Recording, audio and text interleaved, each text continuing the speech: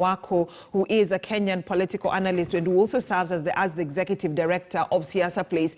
It has to do with several developing stories here in the country. One, that one of the deputy president breaking away, from the Uhuru economic style of leadership, and of course the selection panel of the IEBC matters also to do with the debate of the Building Bridges Initiative. That is the Constitutional Amendment Bill 2020. And of course, those are just some of the things that I need to talk about with Nerima. But of course, also the JSC, the Judicial Service Commission, when it comes to the selection of the Chief Justice of the Republic of Kenya, and also the current ongoing interviews for the Supreme Court judge, the selection of the next judge to join the bench of judges at the Supreme Court. And Nerima, good morning, and thank you so much for joining us here on KTN News Center, joining us virtually. Happy to have you again back on a KTN News Center this morning. Good morning. Thank you for having me. So now, Nerima, let's talk about the decision by the second man in command, that is Deputy President William Ruto, to break, away from the president's economic style. And questions are being asked: why now? Why can't you implement it now? Why do you have to wait, until 2022 to give us that economic style that you were talking about? It's now because we're talking about politics. We're talking about 2022. We're talking about succession. It's not only the deputy president who's doing this. We can even look to the lower levels of governance. When we look at the counties, this is the time where politicians are going back to their constituencies and asking for those voters to vote for them all over again. So he's doing it because we've seen him struggle to do it during his term. He has been trying to campaign. He has been told not to campaign. He's been told he's part of this team under the president, and what he's doing, it looks like double work. It looks like he's going against his leadership. So he's saying, I'm out on my own. I don't care whether you support me or not. I have a following, and this is the way that I feel that is right. And he's very strong-headed about it, and he's confident. Basically, he's telling us, I have nothing to lose. I've been stopped from doing this during my administration term, but now I have the freedom to do it because the people are the ones who are going to decide who the next president of this country is going to be. But then, Nerima, then it begs the question, why apportion the blame on the president in terms of not achieving some of the agenda, what they promised Kenyans? Because he's actually apportioning blame on the president on his current model of trying to achieve what they promised Kenyans. It's very difficult for us to understand the politics that we have in this country. I find it amusing that also when we look at the political party itself, the rankles that are in existence, when we have individuals who have been kicked out of committees, these are things that we're only seeing in our country, where we can say that the party leader and his deputy are not on agreeing terms. But it's almost as though they're in a marriage where they're being forced to remain together. But you can clearly see that they divorced a very long time ago.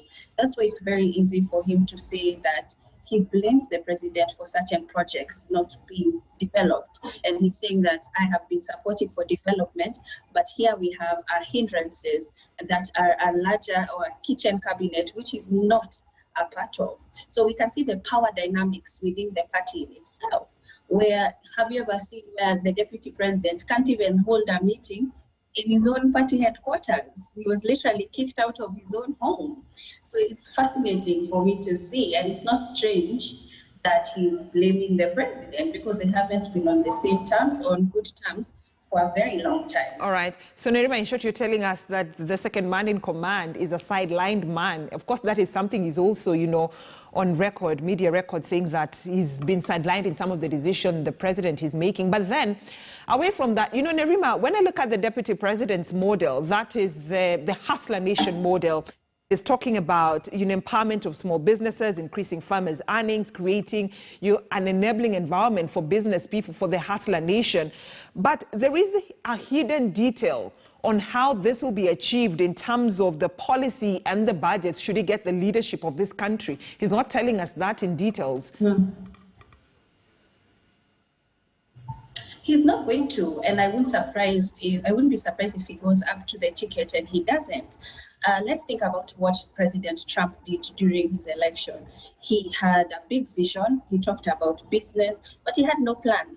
There were no specific plans when it came to the economy.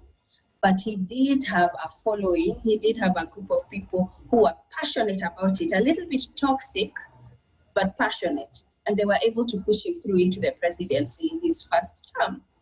So what I'm trying to say is the politics of today, the majority population at the moment is young people. They're not going to be asking, what is your step-by-step plan to be able to achieve this? They want to hear the good things that you're going to be able to provide for them. So that's what he's doing, and that's what he's planning to do. All right. But we also have to realize that it's democracy. We're beginning to see the failing of democracy. All right. Where we are not looking at records and legislation. All right. So, Nerima, let's talk about the BBI, you know, the Constitutional Amendment Bill 2020. You are amongst the brilliant minds politically here in the country, analyzing the politics of the country and how it will touch on the young people. We're looking at the BBI, and there is a lot of debate about it. Leaders themselves, politicians themselves, are not agreeing on the content of this document. Yet it's the same document they want to bring to us to make a decision on. It's a very dangerous slope. And it's something that I'm very concerned about, because it makes me wonder what our leadership is passing if they are not reading that particular document. They are supposed to be representatives. That means they have the interest of the people when they go into the House, into Parliament to debate these issues.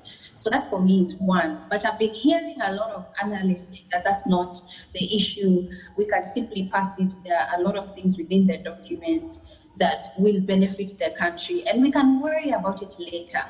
And I think that's a dangerous slope, because process is important, and it's important because it's been put there for specific reasons, to be able to be a check and balance. As soon as we start to continue to pass things because there are certain individuals pushing for those items, Right. we're going to be living in a jungle country. And a country where the rule of law only protects certain individuals, but not all of us. All right. So, of course, it's concerning. We should all have the same document, and it should all be passed equally, debated upon, but most of all, because it's a public opinion, we're talking about going toward a referendum. The information must be consistent, and the people have to have access to that information. All right. We cannot be passing a referendum without the public. All right. All right. So, Nerima, we bring this conversation to an end in a minute as we wind up. I'd like to pick your mind on the interviews that are currently underway at the Supreme Court, electing the next judge to sit at the bench of the Supreme Court, and also, you know, the nomination of Justice Martha Koome as the next CJ for the Republic of Kenya in a minute. Congratulations to Lady Justice Koome. I believe it's an open, transparent process, which is great for debate. But something that's underlying that we're not discussing is the ethnicity. There's a lot of tribalism, and speak on tribalism on certain selections. And that's a fear for me. As soon as people begin to see that it's tribal and it's about only ethnicity, not really larger representation, then we're going to have a problem with our legal system. All right. All right. Nerima Wako, a Kenyan political analyst who also serves as the executive director of Siasa Place. Asante sana for joining us this morning. Of course, I know we'll have you next time here on KTN News Center, just to pick your mind on some of the developing stories here in the country. And talking about, you know, the vetting process, I want to leave you with that live coverage as I bring KTN News Center to an end. My name is Brenda Zederadido, to the men and the team behind it who've made News Center a success. I just want to say thank you. And of course, the team at the Supreme Court is also giving us the live coverage of the vetting for the next judge who will be picked to join other members of the bench of the Supreme Court. So I leave you that live coverage as Nicholas Wambua takes over from me, as it brings you Leo Mashinani, bringing you news making the headlines in Swahili language. Enjoy the rest of your viewing, including what I'm leaving you right now with the vetting process. And appearing before that commission is Judge Chitembwe side. To the wife of the plaintiff, so you have to disqualify yourself. Then the other forms, maybe you are a member of a certain club which has a case before you.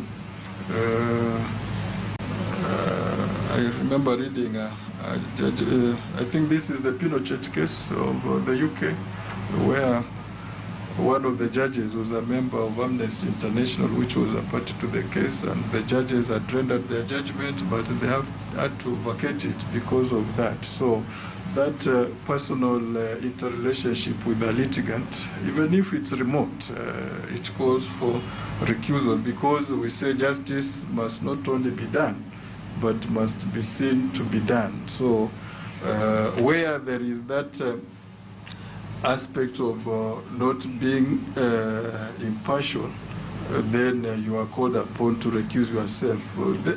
There are many forms. Maybe it's something which you have dealt with as an advocate. You